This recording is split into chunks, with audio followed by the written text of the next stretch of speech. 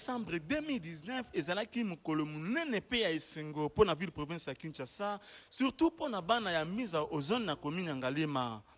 Ezalaki mbongo cérémonie ya kotia première pierre ya phase ya liboso pour la construction ya complexe industriel ya régie de eaux na oyo etali traitement ya eau potable na mbinza ozone oyo esalamaki na Félix Antoine Tshisekedi, président de la République.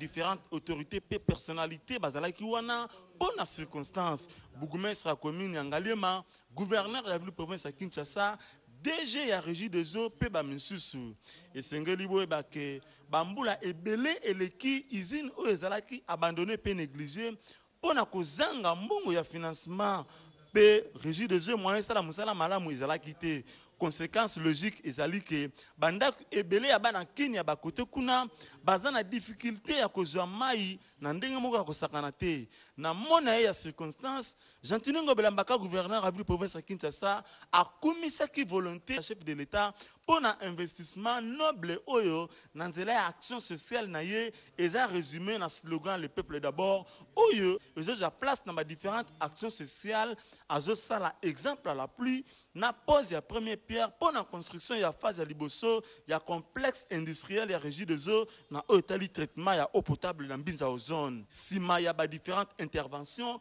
président de la République Félix Antoine Tshisekedi Fachi Beton a salaki pose ya première pierre pour la construction ya usine à traitement ya eau potable ya régie des eaux pe sima na yango DG Clément Moubia ya régie des eaux atambusaki chef de l'État pour na kolakisa ye ba différents tableaux ya ba plan ya construction ya usine oyo wana dezalaki suka ya cérémonie oyo tala banaki slogan le peuple d'abord oyo eza pona ko mobiliser ba congolais Félix Antoine Tshisekedi Tshilombo président de la République azo ko matérialiser yango na ba différentes actions sociales azo sala oyo eza démagogie te kasi réalité bomoni esika gouverneur na bina ville province ya Kinshasa Jean-Tine Ngobelambaka akendaka kaka esika intérêt ya ba Kinois ezali to accompagner ba autorité na biso po na mboka na biso kende liboso po vraiment baza na volonté politique ya kobongisa mboka tolobi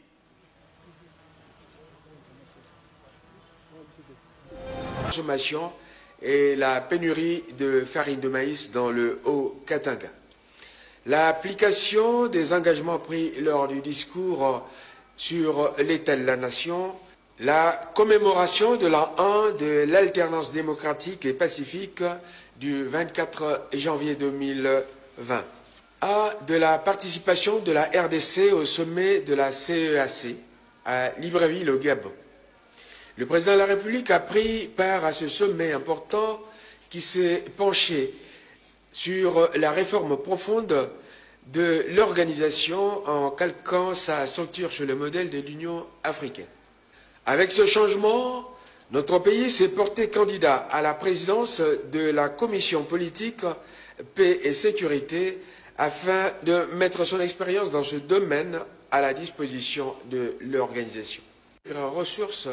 et de la situation de précarité que vivent beaucoup de nos compatriotes,